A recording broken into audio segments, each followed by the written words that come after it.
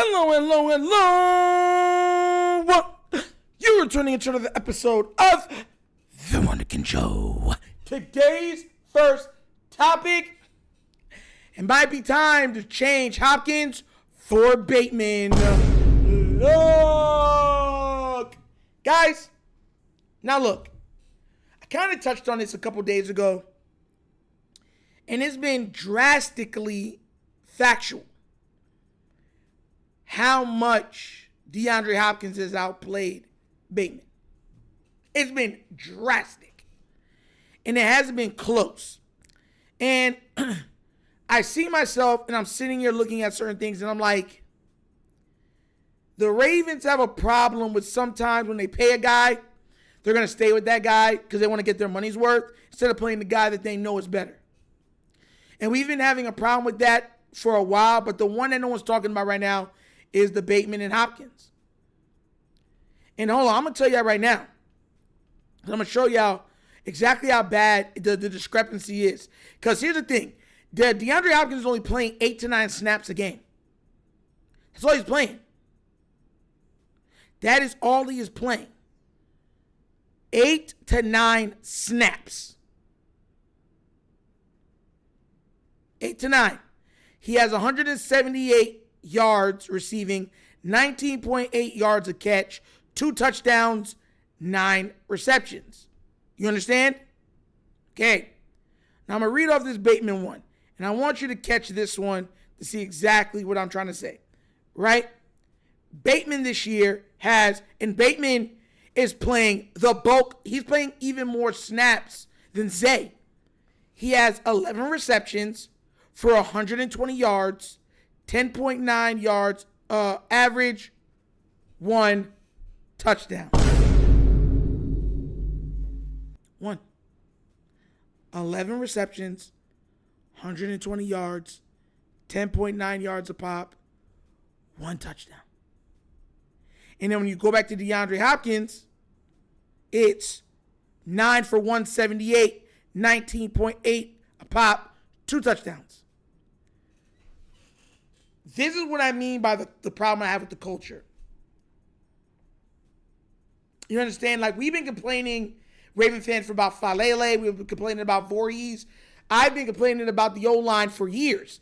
And I've always made it a point to say, you get backups that can challenge these guys because they're not all pros or Pro Bowlers. Like, if you want to keep Ronnie Stanley there, fine. He's been an all-pro. He's been a Pro Bowler. Fine, I understand that. Okay, fine. He's locked.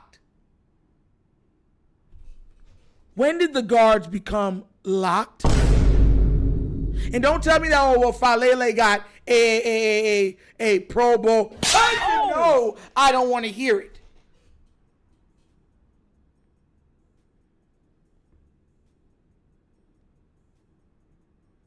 Why are they locked? Same thing's going, like I said, with Rashad Bateman. Rashad Bateman just signed inked a brand new deal. He's making money. Happy for him. But right now, we have to get the most that we can out of our team. You can only afford to lose probably one more game. One more. We are 1-5. We'd have to finish pretty much 11-6.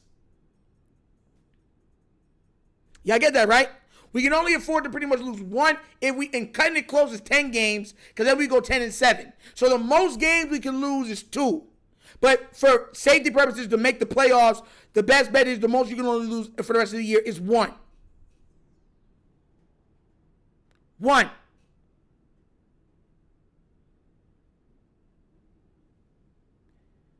So you want to be able to get the most out of these guys so that you always have a chance to score, put yourself in a better predicament, put yourself in scoring position, field position, all those things. But this is what I try to tell y'all with the problem I have with this team. Instead of playing the players that can play, they will bench them, i.e. Keaton Mitchell. And the next video, I'm going to touch on that because now there's things saying that Keaton can be trade bait.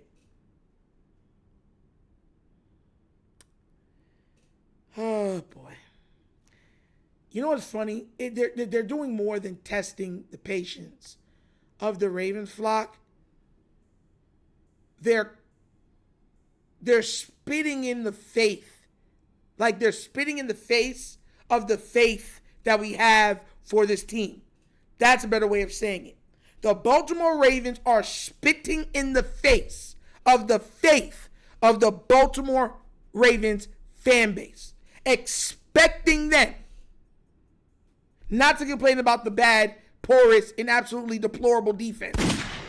For them not to question the abhorrent O-line, which got the quarterback hurt.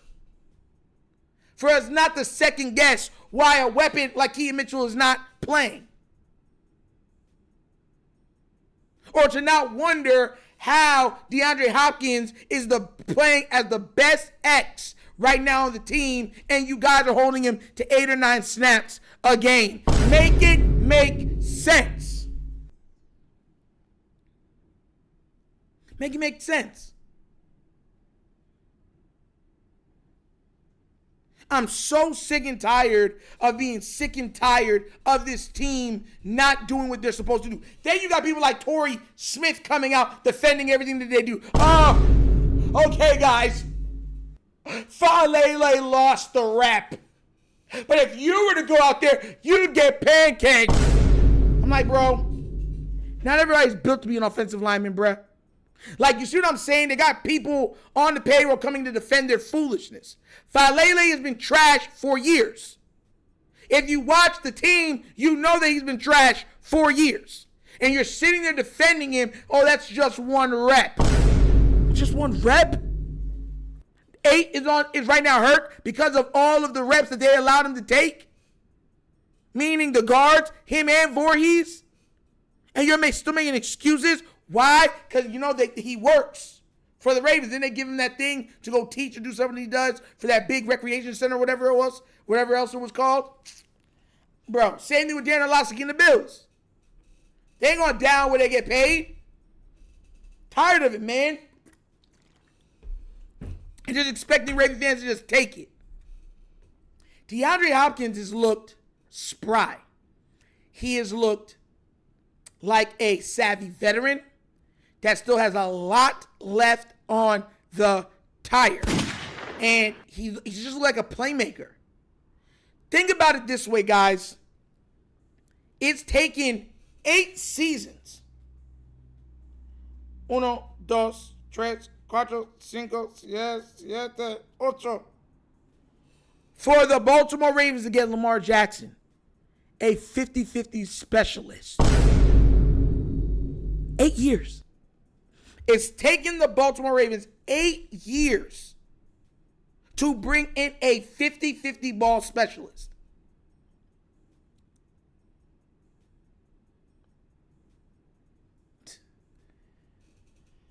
Oh, bro, man. Forget all and mind you, there's context there, the reason why we feel the way we feel, because let's not act like they didn't waste his rookie contract. They happily, joyously did that. Then they didn't want to pay him. And y'all be like, Nitro, they're trying? Didn't I tell y'all? After I said, I don't want to hear no excuses, because you've had ample opportunity to change and fix, and you've kept coming out and saying, that's not a problem. Now, Houston, we got a problem, and y'all just being like, there's no problem. Everything is great.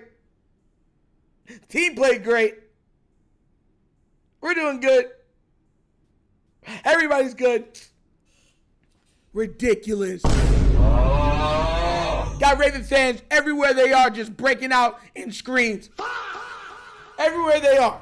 It's nasty, bro. It's nasty. But what do you guys think? Do you think DeAndre Hopkins should be starting? Do you think there should be more changes along the team with players that are not producing to switch them out with players that will produce at a higher level? Let me know what you think down in the comment section, please. All right? But as always, that's the episode of the Wunderkind Show. Thank you for watching. I know we can damn in front of me laugh, but everything we talk about really did what? Facts and truth. Please remember, guys, like, subscribe, hit that notification bell, leave a comment. You know I love the comments. If you've already done so already, check out the Wunderkind Morning Show live, Monday through Thursdays, 9:30 to 10:30 a.m. We touch on all types of sports, breakdowns, pop culture, and we do a little bit of nostalgia trivia at the end. from the 70s, 80s, 90s, early 2000s. Guys, be there, be squared. We're also going to be soon enough. The live further is going to be on Spotify, and it's going to be on another streaming service, not Kick, but the other one. So yeah, definitely working on a lot of stuff. Okay, guys, so be there, support, and subscribe. Also, if you guys like to donate to the channel, help out with equipment, just stuff like that, support me. Bottom of the screen, QR codes to a Cash App. Cash is located in the description of every video that we do. Name of it is Money Sign, The Wunderkind Show. Super easy. But that's episode of The Wunderkind Show. This show's not just signing off. And as always, you know my slogan. Peace. And I am out of here. Huh? Yo! Finish him, Daddy. Oh!